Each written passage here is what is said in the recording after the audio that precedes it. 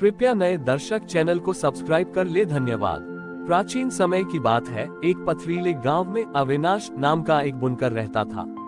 अविनाश का जीवन बहुत ही साधारण था। वह दिन भर करघे पर कपड़ा बुनता और मन ही मन महादेव का स्मरण करता। उसका मानना था कि जिस तरह वह धागों को जोड़कर एक सुंदर वस्त्र बनाता है, उसी तरह महादेव भी संसार के हर जीव को एक अदृश्य धागे से जोड़कर रखते हैं। अविनाश की एक विचित्र आदत थी, वह जब भी कोई नया वस्त्र बुनता, उसका पहला टुकड़ा वह गांव के बाहर एक सूखे ठूंठ वाले पेड़ पर बांध देता था। लोग कहते कि यह पागल है, कीमती वस्त्र को सूखे पेड़ पर बर्बाद कर रहा है। एक समय ऐसा आया कि उस क्षेत्र में भयानक अकाल पड़ा और शीतलहर चलने लगी। गांव के लोग ठंड से ठिठुरने लगे। अविनाश के पास जितने भी वस्त्र थे, उसने सब गरीबों में बांट दिए। अंत में उसके पास केवल एक पुराना और फटा हुआ कंबल बचा था। उसी रात एक अत्यंत वृद्ध और जर्जर भिखारी अविनाश की कुटिया के द्वार पर आया। वह भिखारी थर-थर कांप रहा था और उसके पास तन ढकने के लिए एक चिथड़ा भी नहीं था। अविनाश ने बिना एक क्षण गंवाए अपना वह अंतिम कंबल भी उस वृद्ध को उड़ा दिया और स्वयं ठिठुरते हुए रात बिताने लगा। सुबह जब अविनाश की आंख खुली तो उसने देखा कि वह वृद्ध भिखारी वहां नहीं था।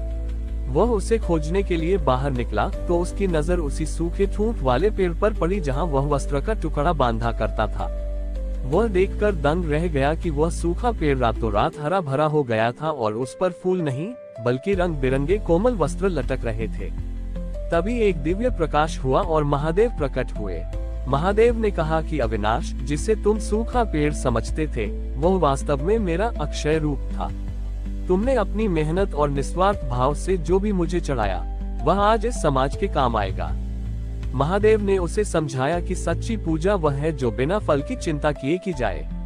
अविनाश ने उस पेड़ से मिलने वाले वस्त्रों को पूरे गांव में बांट दिया, जिससे किसी को भी ठंड का सामना न करना पड़े। वह साधारण बुनकर अब शिव बुनकर के नाम से विख्यात हुआ।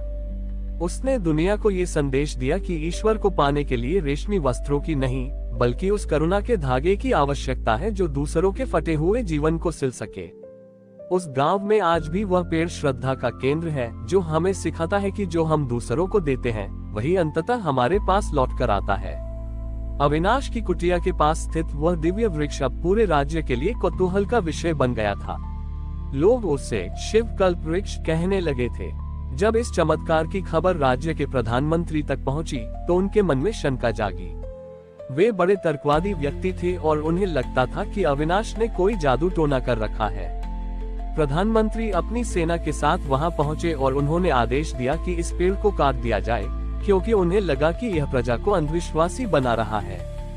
जैसे ही सैनिकों ने कुल्हाड़ी उठाए, अविनाश उस पेड़ के सामने खड़ा हो गया और शांत भाव से बोला कि श्रीमान, ये पेड़ केवल वस्त्र नहीं देता, ये हमारी श्रद्धा का प्रतीक है। यदि आप इसे काटना चाहते हैं तो पहले मेरी करुणा को काटिए। प्रधानमंत्री ने उपहास करते हुए कहा कि यदि यह वास्तव में महादेव का चमत्कार है, तो ये पेड़ मुझे वह वस्त्र दे जो मैंने बचपन में खो दिया था और जिसकी याद केवल मुझे है। वह एक साधारण सूती अंगरखा था जिसे उनकी माँ ने अपने हाथों से बुना था। प्रधानमंत्री का इतना कहना ही था कि उस हरे भरे पेड़ की एक शाखा धीरे से झुकी और उनके हाथों में ठीक वैसा ही पुराना, सुगंधित और कोमल अंगरखा गिरा, जैसा उनकी माँ ने सालों पहले बनाया था।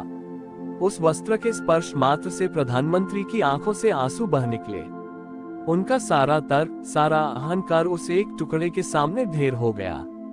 उन्हें अपनी माँ की ममता और महादेव की सर्वव्यापकता का एक साथ बोध हुआ। उन्होंने तुरंत घुटने टेक दिए और अपनी तलवार अविनाश के चरणों में रख दी। अविनाश ने उन्हें उठाकर गले लगाया और कहा कि महादेव शब्दों में नहीं, स्मृतियों और प्रेम में वास करते हैं। इसके बाद प्रधानमंत्री ने उस स्थान की सुरक्षा के लिए दीवारें नहीं बनाई, बल्कि वहां एक पाठशाला और धर्मशाला बनवाई, जहां लोग आकर बुनाई की कला और जीवन की सादगी सीख सकें।